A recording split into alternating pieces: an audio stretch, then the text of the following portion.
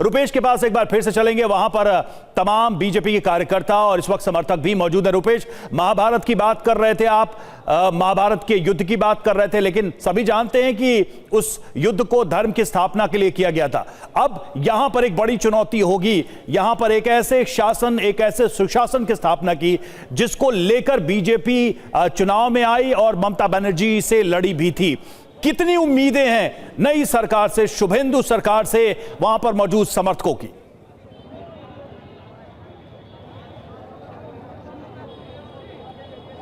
देखिए, जब सत्यनारायण भगवान की कथा होती है ना, तो 7 अध्याय हैं। सप्तम अध्याय समाप्ता इति श्री रेवा खंडे, और उसके बाद प्रसाद मिलता है। जो लोग प्रसाद नहीं पा पाए हैं वो बस मोदी जी की तस्वीर ही उठाकर लेकर चल दिए हैं। देखिए, ये पश्चिमी मिदनापुर से लोग आए हुए हैं और देखिए प्रधानमंत्री नरेंद्र मोदी के प्रति ये जो आस्था है, ये तस्वीर, एक व्यक्ति मिदनापुर से आए, 3-3 तस्वीरें लेकर के जा। कहाँ से आए हो आप? तेजपुर से। तेजपुर से वहाँ तक जा पाए थे?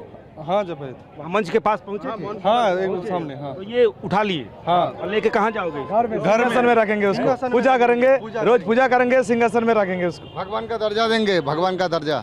उम्मीद क्या है बंगाल को? उम्मीद क्या है? सरकार तो बन गई, आप कह रहे हैं 34 साल लेफ्ट, 15 साल ममता बनर्जी, बीजेपी आई है, तो सिर्फ ये पूजा कर लेंगे, फूल, एक बाबा कह रहे थे फूल, या कुछ उम्मीद भी है? हम लोग का माँ बहन का जो स्वाधीनता पहले था, उससे भी जो हम लोग कोशिश करेंगे। एक उम्मीद आप लोग बताइए, क्या क्या एक आपको क्या उम्मीद? हम लोग का माँ बहन का जो स्वाधीनता था, वो स्वाधीनता महिलाओं की सुरक्षा, आप बताइए।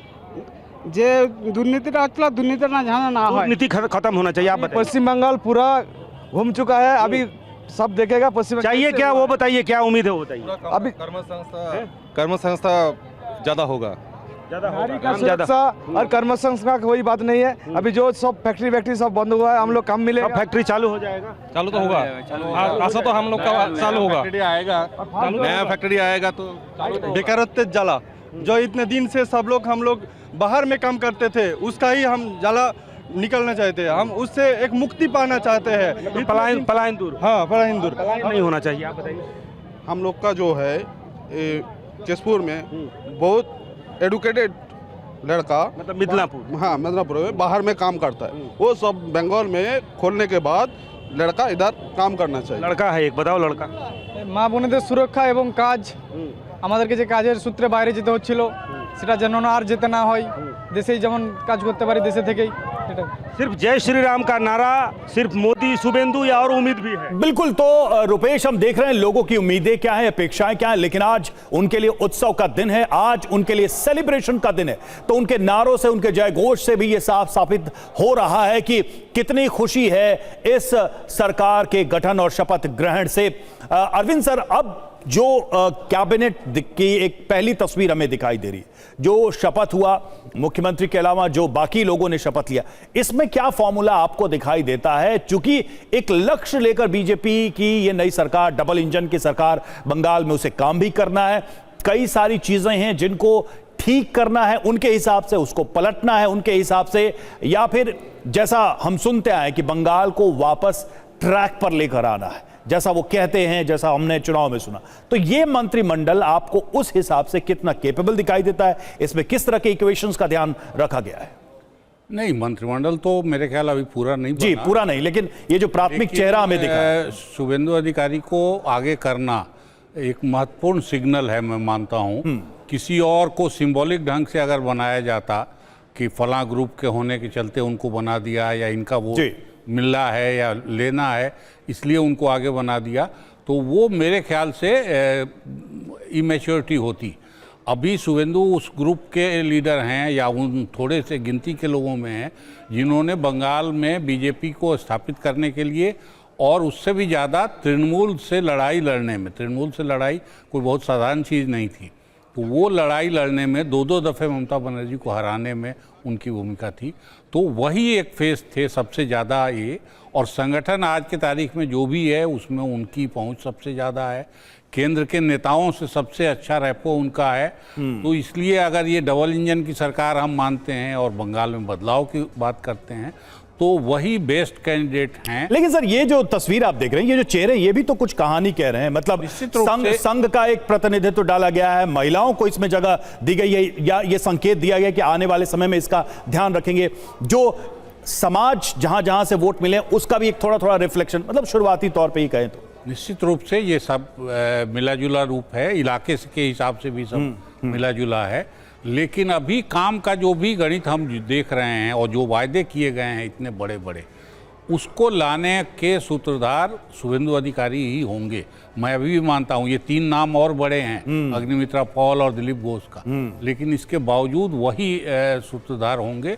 और ये इम्पोर्टेंट है इस सरकार के लिए कि केंद्र और देश भर के इतने सारे लोग जुट के उनको आशीर्वाद देने, उनके साथ खड़े होने के लिए आए हैं। ये एक बंगाल में बड़ा मोमेंट है बदलाव का, और इसका इंतजार बंगाल के ये जो आम लोग वहाँ घूम रहे थे, मेरे ख्याल आज के बाद उनको बाकी चीज़ों से मतलब नहीं है। उनको मतलब सिर्फ ये होगा कि सचमुच कुछ बदल रहा है कि नहीं बदल रहा है। और एक लेवल पे ये लोग निगरानी शुरू कर देते हैं सरकार की, कि अगर सरकार उम्मीदों पर खड़ा नहीं उतर पा रही है खड़ा, तो फिर उसके बाद वो उल्टी गिनती करने लगते हैं। तो ये सपोर्ट परमानेंट नहीं मानिए। संगठन के लोग और पार्टी के लोग वो तो सरकार में गुंजाइश चाहेंगे, वो काम करेंगे, लेकिन ये जो आम सपोर्टर जुटता है एक उत्साह के साथ, आज जिस तरह से दिख रहा है इतने बड़े मैदान में इतनी बड़ी भीड़, ये उल्टी गिनती शुरू करा देता है। तो अगर कॉन्शस होगा तो वो पॉलिटिकल ग्रुप फिर बनना शुरू हो जाता है। तो इसलिए इसको देख के ज़्यादा उत्साह, ये एक पीक पहुंचने भर की निशानी है कि एक यहां से मतलब एक यात्रा है और वो असली यात्रा शुरू होगी। अब उसके बाद वो असली यात्रा शुरू होगी जो बदलाव की यात्रा है, जिसकी लेकर इतनी चर्चा है, उम्मीदें जिसको लेकर इतनी बड़ी हैं। गौतम लाहिड़ी सर, आपके हिसाब से बड़े शुरुआती चैलेंज क्या रहने वाले हैं इस नई सरकार के सामने, इस नई टीम के सामने? देखिए, आप एक कैबिनेट का चेहरा देखेंगे तो आपको लगेंगे जो पार्टी का प्रतिष्ठा के लिए जो काम किया था वो है दिलीप घोष, उसका एक स्वीकृति मिली। महिला के बीच में जो काम किया, महिला के लिए मैसेज दिया अग्निमित्र पाल। साथ साथ उत्तर बंगाल जहाँ पे भाजपा सबसे शुरुआत की 2021 से भी, उस जगह का प्रतिनिधित्व होना बहुत ही इम्पोर्टेंट है। साथ साथ आदिवासी समुदाय और मतुआ संप्रदाय, तो सारे समाज जो भाजपा जोड़ने का कोशिश किया, इन समाज के लिए जो अभी जो घोषणा है करना है, जिसको इन लोग सब देख रहे हैं, महिला सुरक्षा, साथ साथ महिला के लिए जो घोषणा हुआ था कि 3000 रुपया का उन्होंने अन्नपूर्णा भंडार देंगे, उसका घोषणा। लेकिन इसके साथ आदिवासी एरिया, बाकी एरिया में कानून व्यवस्था का एक बड़े समस्या थे। कानून व्यवस्था का रक्षा करना, उसके ऊपर जनता को भरोसा देना कि ये सरकार सख्ती से कोई कानून व्यवस्था बिगड़ने के लिए जो कोशिश करेंगे उसको निपटाएंगे। तो ये मैसेज सबसे पहले काम होगा, कानून व्यवस्था सही करना, जनता का भरोसा देने के लिए कुछ लोक कल्याण कार्यक्रम, तुरंत कुछ घोषणा करना। देखते हैं आज पहला कैबिनेट मीटिंग अगर होता है कि नहीं होता है, होने का संभावना है, सुना है। इसके बाद ये लोग शायद जाएंगे राइटर्स बिल्डिंग से विधानसभा, तो वहाँ पे जो सेक्रेटेरिएट है, सचिवालय है, उसमें हो सकता है कुछ फैसला हो।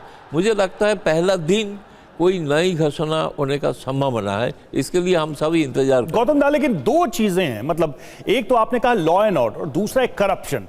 ये दो ऐसी बातें थीं जिसको लेकर मतलब पूरे बंगाल में कैंपेन के दौरान बीजेपी भी आक्रामक रही और जो लोग इस सरकार के साथ हैं उनके लिए भी एक बड़ा मुद्दा रहा। इसमें कैसे इनरोड बनेगा, इसमें कितना मुश्किल होगा, क्योंकि बीजेपी का अपना कोई गवर्नेंस सिस्टम अभी तक बंगाल में रहा नहीं है, पहली बार है। इसके पहले लेफ्ट का एक सिस्टम काम करता था, उसके बाद टीएमसी का सिस्टम काम करता रहा है। तो यह कितना मुश्किल होगा कि सिस्टम को साफ करना, फिर अपने हिसाब से अपनी नीतियों को लागू करना ताकि करप्शन चेक हो, और दूसरी तरफ लॉ एंड ऑर्डर जिसमें अगर शुरुआती सख्ती भी होगी तो एक टकराव भी दिख सकता है। देखिए, सबसे पहले काम होगा जो पहले सरकार बदलते गई और जो माफिया वो भी अपना रंग बदलते थे, इसमें एक निगरानी रखना चाहिए। किसी को इस तरह का लोगों को जगह मत देना। अगर वो जगह वो लोग ले लेंगे तो फिर जो सिंडिकेटर चला रहा है, जो लोगों से पैसा उठा रहा है, वो लोगों करते रहेंगे। ये मैसेज देना है कि घोषणा करना है कि कोई ऐसे लोगों को हम जगह नहीं देंगे हमारा सरकार के साथ जुड़ने का, जिसका छवि जनता का बीच में खराब हो। ये एक बहुत बड़ा भरोसा देंगे कि यहाँ पे कोई काम बिना रिश्वत से होगा। कोई भी सरकार कोई भी शिकायत है, शिकायत किसी सीधा मुख्यमंत्री के पास करे, ताकि इस जगह से ये जो काम हो रहा है ये गलत काम हो रहा है। इसके बाद तो ये है सरकारी प्रशासन को पूरा ठीक से करना है कि चुनाव के दौरान जो प्रशासन था वो तो चुनाव के लिए व्यस्त रहे थे। अभी जो सरकारी जो प्रोग्राम जो है इन्होंने जो करीब 10 दफ़ा प्रतिश्रुति दिया था पहले दिन, वो जो इसका जो इसमें जो इसका क्या संकल्प पत्र जिसको घोषणा किया था, इसमें एक टाइम फ्रेम करके 100 दिन का एक टाइम फ्रेम होना चाहिए। 100 दिन के पहले 100 दिन में क्या करेंगे, क्योंकि कैबिनेट अभी छोटा है। 48 कैबिनेट था पिछले ममता बनर्जी के सरकार में, जिसमें 13 कैबिनेट मंत्री था। इस बार तो अभी सब इसमें जो हुआ, मुझे लग रहा है कि सारे कैबिनेट मंत्री होंगे जो अभी पहले दिन शपथ लिया है, क्योंकि कैबिनेट मंत्री होने के कारण सारे सिद्धांत में लेना आसान होगा चीफ मिनिस्टर के लिए। तो इसके लिए पहले एक आपने सही कहा, ये पहले है भ्रष्टाचार रोकने का कोई कड़ा कदम उठाना, कानून व्यवस्था को रक्षा करने के लिए, न बिगड़ने ना देने के लिए कोई बड़ा कदम उठाना।